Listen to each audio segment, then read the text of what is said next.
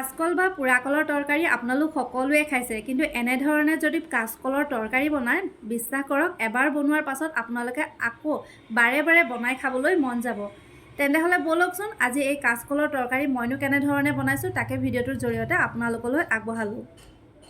নমস্কাৰ বন্ধু বান্ধৱীসকল, মই চুমিয়ে আপোনালোক সকলোকে পুনৰবাৰ স্বাগতম জনালোঁ আমাৰ চেনেলৰ অন্য এটা ভিডিঅ'ৰ মাজলৈ। আশা কৰোঁ আপোনালোক সকলো ভালে কুশলে আছে। ভিডিঅ'টিৰ প্ৰথমতে আপোনালোকে দেখা পালে আজি আপোনালোকৰ লগত মই ভিডিঅ'টিৰ জৰিয়তে শ্বেয়াৰ কৰিলোঁ পোৰাকলৰ এবিধ তৰকাৰীৰ ৰেচিপি। গাঁৱৰে এজন লোকে পোৰাকল লৈ আহিছিলে বিক্ৰী কৰিবলৈ। ভাবিলোঁ গাঁৱৰে চিনাকি লোক যিহেতু কলকেইটা ময়ে কিনি লওঁ, তাৰ বিনিময়ত তেওঁ দুপইচা পাওক বুলি কলকেইটা ময়ে কিনি লৈ আহিলোঁ। আৰু আজি সেই পোৰাকলেৰে আপোনালোকৰ মাজলৈ এই ভিডিঅ'টো আগবঢ়ালোঁ। আশা কৰোঁ ভিডিঅ'টি আপোনালোক সকলোৱে শেষলৈকে চাব।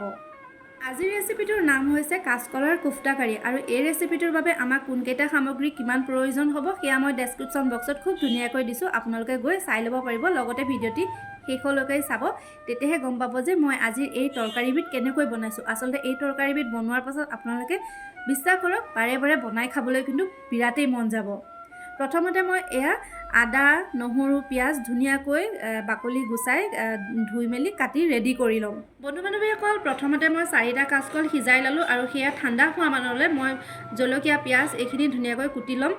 আৰু ৰেচিপিটোৰ বাবে মই 3টা পিঁয়াজ লৈছোঁ, লগতে কেঁচা জলকীয়া, আৰু মই পিঁয়াজ প্ৰথমতে ডাঙৰ পিঁয়াজটো মিহি মিহিকৈ কুটি ল'ম, কিন্তু বাকী 2টা পিঁয়াজ মই পাছলৈ থৈ দিম, সেইকেইটা পিছলৈ দৰকাৰ হ'ব। প্ৰথমতে মই এটা পিঁয়াজ মিহি মিহিকৈ কুটি লৈছোঁ, লগতে কেঁচা জলকীয়া। এইখিনি আপোনালোকে ভিডিঅ'টো শেষলৈকে চাব, তেতিয়াহে বুজিব পাৰিব যে মই আচলতে এই ৰেচিপিটো কেনেধৰণে বনাইছোঁ, কাৰণ সকলোৰে বনোৱা পদ্ধতিবিলাক বেলেগ বেলেগ, নহয়নে বাৰু? বিলাহী মই 2টা লৈছোঁ, আৰু 2টা বিলাহী মই ধুনীয়াকৈ টুকুৰা টুকুৰকৈ কাটি ল'ম। এই ৰেচিপিটোৰ বাবে যিহেতু মই 2টা পিঁয়াজ এক্সট্ৰাকৈ ৰাখিছিলোঁ, এই 2টা পিঁয়াজো মই ধুনীয়াকৈ দীঘল দীঘলকৈ মিহি মিহিকৈ কাটি ল'ম।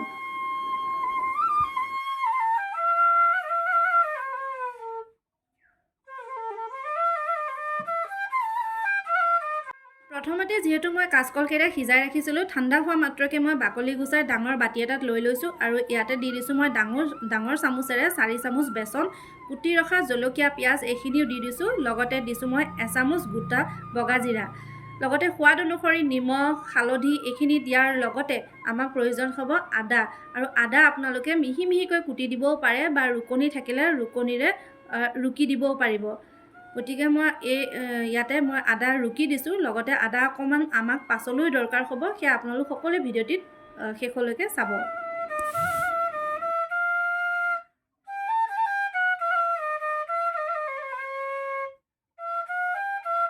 সকলোখিনি দি লোৱাৰ পাছত এতিয়া ভাল ধৰণে এটা ডো বনাই ল'ম। ঠিক তেনেকৈ যেনেকৈ ৰুটিখন বনোৱাৰ আগমুহূৰ্তত আমি যেনেকৈ আটাখিনি ভাল ধৰণে মঠি লওঁ, ঠিক সেইধৰণে এই কাচকলখিনি ভাল ধৰণে সানি এটা ডো বনাই ল'ম।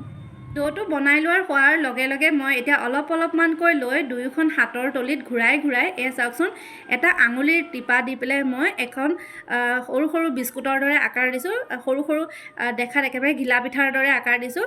এনেধৰণে মই গোটেইখিনি বনাই প্ৰথমতে এখন প্লেটত ৰাখি ল'ম।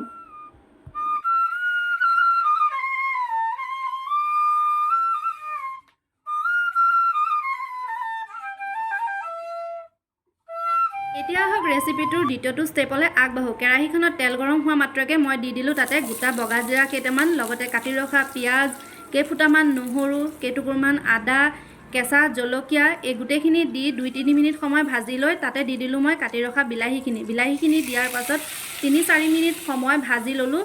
ভাজি লোৱাৰ পাছতে মই দিলোঁ সোৱাদ অনুসৰি নিমখ, হালধি। এই গোটেইখিনি সময় 3 পৰা 4 মিনিট সময় ভাজি লৈ ইয়াক সিজিবলৈ অলপমান পানী দি পেলাই এখন ঢাকনিৰে মই ঢাকি দিলোঁ।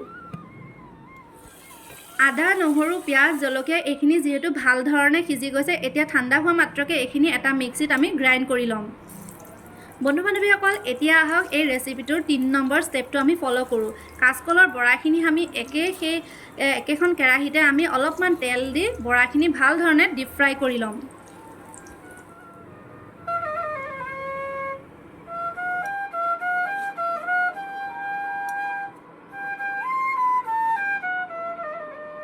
বন্ধু বান্ধৱীসকল, এই ৰেচিপিটোৰ একেবাৰে শেষৰটো ষ্টেপ হৈছে কেৰাহীখনত তেল গৰম হ'বলৈ দি তাতে আমি 2ডোখৰ দি দিছোঁ ডালচেনি, 2টা ইলাচি, 2 খিলা তেজপাত দি অকণমান আমি ভাজি লৈছোঁ। ভাজি লোৱাৰ পাছত যি আমি আদা, নহৰু, বিলাহীৰ পেষ্ট বনাই ৰাখিছিলোঁ, এই পেষ্টখিনি ঢালি দিলোঁ। ঢালি দিয়াৰ লগে লগে আমি অকণমান সময় ভাজি ল'ম যেতিয়ালৈকে এই পেষ্টখিনিয়ে তেলখিনি ৰিলিজ নকৰে। তাত সোৱাদ অনুসৰি অকণমান নিমখ হালধি দিছোঁ, যিহেতু নিমখ আমি আগতে দিছোঁ যদি ইয়াতে আমি শেষত অকণমান নিমখ দি দিছোঁ। এতিয়া ভাল ধৰণে ভাজি লৈ ইয়াতে দি দিছোঁ মিক্সিটোতে পানী অকণমান ঘুলি লৈ দিছোঁ, কাৰণ মিক্সিটোত যিহেতু পেষ্টখিনি অকণমান লাগি আছিলে। এইখিনি গোটেইখিনি দিয়াৰ পাছত আমি ঢাকনিৰে ঢাকি দিলোঁ। ঢাকি দিয়াৰ পাছত 2-3 মিনিট সময় আমি ৰখাৰ পাছত এয়া ভাল ধৰণে উতল অহাৰ লগে লগে ইয়াতে আমি দি দিছোঁ কাঁচকলৰ বৰাখিনি। কাঁচকলৰ বৰাখিনি দিয়াৰ পাছত অকণমান লৰাই লৈ আৰু চাওকচোন এয়া 3টামান মই কাঁচকলৰ বৰা থৈ দিছোঁ চাহৰ লগত খাবলৈ, কাৰণ এই কাঁচকলৰ বৰাখিনি আচলতে তৰকাৰী ৰূপেও খাব পাৰে বা আপোনালোকে যেনেকৈ পকৰি বনাই খাওঁ ঠিক সেই ধৰণেও আমি চাহৰ লগত খাব পাৰোঁ। আৰু এয়া চাওকচোন ধুনীয়াকৈ আমাৰ হৈ গৈছে এয়া আজিৰ কাঁচকলৰ কোফটা কাৰী। গতিকে আপোনালোকেও যিসকলে কাঁচকল এতিয়ালৈকে বেয়া পাই আছিলে, বিশ্বাস কৰক এই ৰেচিপিটো যদি বনাই খায় আপোনালোকে সঁচাকৈ কৈছোঁ বাৰে বাৰে বনাই খাবলৈ আপোনালোকৰো মন যাব। গতিকে এয়া কাঁচকলৰ তৰকাৰীখিনি কোফটা কাৰীখিনি হৈ গৈছে। এতিয়া ঠাণ্ডা হোৱা মাত্ৰকে মই ধুনীয়াকৈ বাতি এটাত কাঢ়ি ল'লোঁ। গতিকে আপোনালোকেও এই ৰেচিপিটো এবাৰ বনাই খাবচোন, কমেণ্টৰ জৰিয়তে জনাব ভিডিঅ'টো চাই কেনেকুৱা পালে।